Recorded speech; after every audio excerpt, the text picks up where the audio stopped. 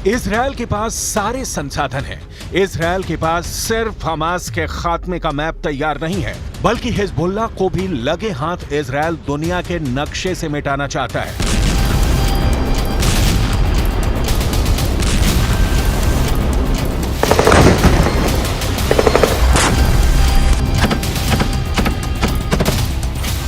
ये बहुत बड़ा प्लान सिर्फ इजरायल के प्रधानमंत्री बेंजामिन नेतन्याहू का नहीं है। इस प्लान में अमेरिका के राष्ट्रपति जो बाइडेन भी शरीक हैं। प्लान को बहुत गौर से समझिए, क्योंकि यही तय करने वाला है इजरायल युद्ध का अंजाम। इस नक्शे को बहुत गौर से देखिए। इजरायल की सुरक्षा पर अमेरिका ने अपनी नेवी का पहरा बैठा दिया है। इजरायल के उत्तर में भूमध्य सागर में उसका एयरक्राफ्ट कैरियर जेराल्ड फोर्ड खड़ा है। ये जेराल्ड फोर्ड हिजबुल्लाह के हमले को रोकने और जरूरत पड़ने पर उस पर अटैक करने के लिए तैनात है।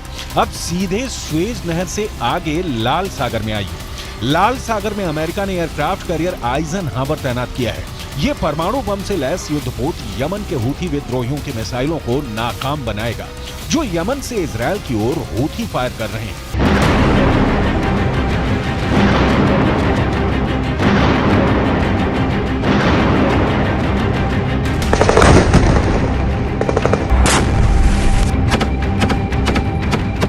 इजरायल के लिए हूथी और हिजबुल्लाह हमास की तरह ही कट्टर दुश्मन है। इजरायल के सामने पिक्चर क्लियर है कि इन संगठनों को रोकने के लिए उसके पास दो चीजें होनी चाहिए। पहला अमेरिका और दूसरा उसके पास अत्याधुनिक हथियार। इजरायल के पास इस वक्त दोनों मौजूद है। अमेरिका, ब्रिटेन, फ्रांस जैसी शक्तियां इजरायल के साथ खुलकर खड़ी हैं। आपको आगे बताएंगे कि लाल सागर और इजरायल का कनेक्शन क्या है, लेकिन उसके पहले लाल सागर में उतरे अमेरिका के महाविनाशक एयरक्राफ्ट कैरियर आइजनहावर की डिटेल। आइजनहावर स्ट्राइक किस्म का युद्धपोत है जो परमाणु हथियार, अत्याधुनिक फाइटर जेट और रेडार सिस्टम से लैस है। अमेरिका के इसके जरिए यमन के हूथी विद्रोहियों को चेताने की कोशिश है। हूथी विद्रोहियों के साथ ईरान के सामने अमेरिका क्लियर कर रहा है कि इधर ईरान आंख उठाकर भी नहीं देखे। आइजनहावर युद्धपोत पहले भूमध्य सागर में तैनात था, लेकिन लाल सागर में अब इसकी तैनाती रहेगी। दरअसल यमन से हूथी विद्रोहियों की तरफ से लाल सागर के रास्ते ही इजराइल के दक्षिणी भाग पर हमला किया जा रहा है और अमेरिका का यह युद्धपोत इन मिसाइलों को इंटरसेप्ट कर उन्हें नष्ट कर देगा।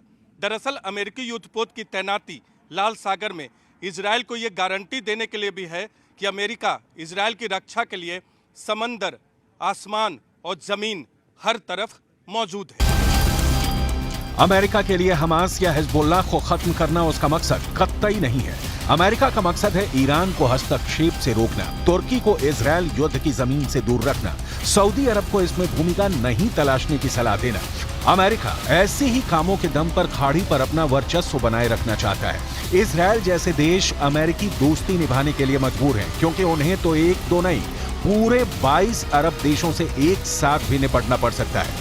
अमेरिका इस काम में इजरायल के बखूबी साथ निभा रहा है। पिछले महीने लाल सागर में यमन से आई मिसाइलों को भी अमेरिकी युद्धपोत यूएसएस कार्नी ने ही इंटरसेप्ट और ध्वस्त किया। युद्धपोत यूएसएस कार्नी एक डिस्ट्रॉयर है। इसका इस्तेमाल हवाई हमले रोकने या पानी और जमीन पर हमले के लिए होता है। ये 1991 से अमेरिकी वायुसेना में सेवा दे रहा है। इस पर हमेशा 329 नौसैनिक तैनात रहते हैं और इसकी रफ्तार है 55 किलोमीटर प्रति घंटा।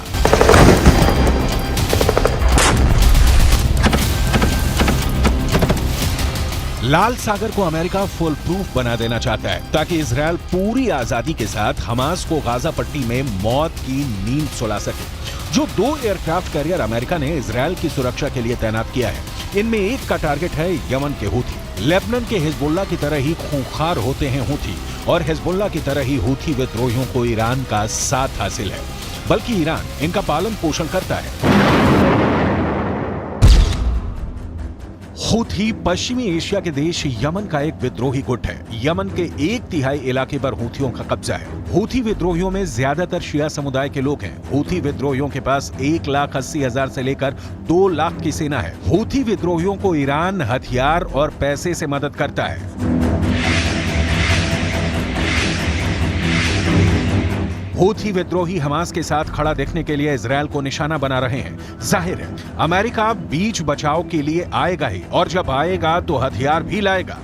अमेरिकी युद्धपोत आइजनहावर की क्षमता आपको जरूर देखनी चाहिए, क्योंकि तभी आपको यह क्लियर हो पाएगा कि यह युद्धपोत आखिर हूती विद्रोहियों से इजराइल को बचा पाने में कितना सक्षम है। इसकी खासियत क्या क्या है, कितना यह ताकतवर है, यह जानिए। आइजनहावर निमित्ज क्लास एयरक्राफ्ट कैरियर है, यह समझिए। निमित्ज क्लास एयरक्राफ्ट कैरियर है और अमेरिका की ओर से पहले ही इजराइल भेजा जा चुका है। मतलब कि ये कि यूएसएस आइजनहावर परमाणु ऊर्जा से भी लैस है, न्यूक्लियर पावर से लैस होने का मतलब आप समझ सकते हैं। और इसके अलावा 3D रडार से लैस इस जंगी जहाज में टारगेट को इंटरसेप्ट करके उसे नष्ट करने की क्षमता होती है, यानी कि उसे टारगेट करके पहले पहचानना और उसके बाद उसे तबाह कर देना, यह क्षमता है इसकी। लेकिन इसकी ऊंचाई की अगर बात करें तो 244 फीट यानी कि 74 मीटर इसकी ऊंचाई है। दिल्ली के कुतुब मीनार से भी ज्यादा यह ऊंचा है। इसकी रफ्तार है 56 किलोमीटर प्रति घंटा।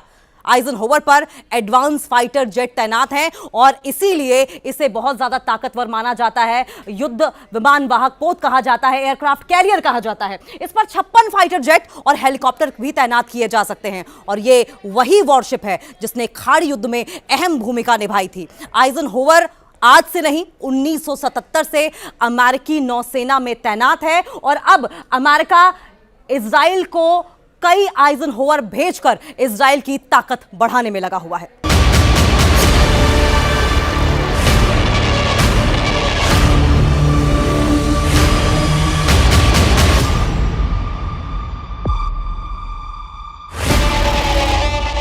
अमेरिका के पास दुनिया की सबसे शक्तिशाली नौसैनिक बेड़ा है। अमेरिका इसकी ताकत का एहसास पूरी दुनिया को कराता रहा है। इजराइल के साथ अमेरिका के खड़ा नहीं होने की दशा में इजराइल का अस्तित्व बच पाएगा कहना मुश्किल है, क्योंकि इजराइल पर ईरान जैसे देशों की गिद्ध दृष्टि जमी रहती है। ईरान जैसे देश अब तक कबूल नहीं कर पाए हैं कि अरबों के बीच एक यहूदी देश बसा है। यही कारण है कि हमास और हिजबुल्लाह जैसे संगठनों को खाद पानी देकर ईरान उन्हें पालता रहा है और यही वजह है कि अब अमेरिका अपनी हैसियत दिखा रहा है।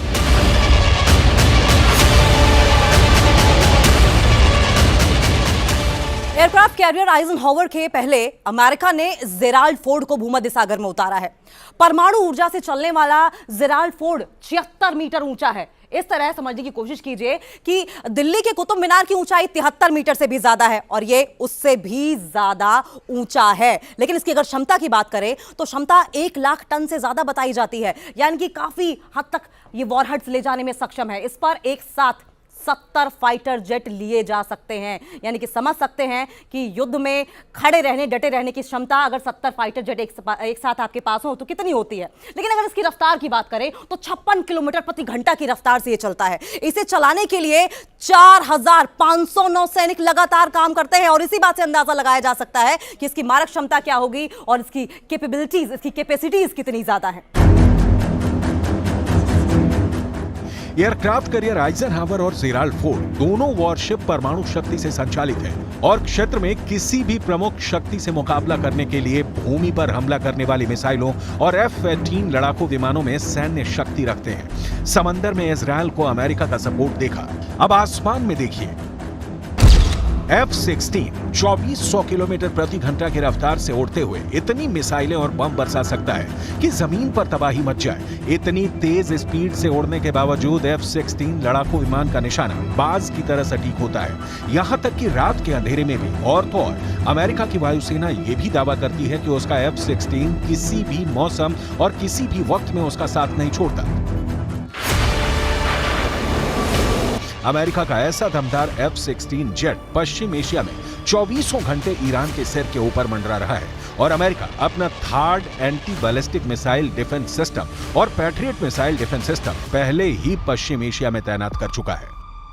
हमास या हिजबुल्लाह की लाख कोशिशों के बावजूद इजराइल इनसे अकेले निपटने में सक्षम है। लेकिन ईरान और कतर जैसे देश अगर हमास को बचाने उतरते हैं तो क्या होगा। अमेरिका इसी की तैयारी में जुटा हुआ है, लिहाजा वो इजराइल को खुलकर सपोर्ट कर रहा है, चाहे वो हथियार हो, एयरक्राफ्ट कैरियर हो या फिर F-16 जैसे लड़ाकू जहाज। इजराइल के लिए अमेरिका ने अपने सारे संसाधन खोल रखे हैं।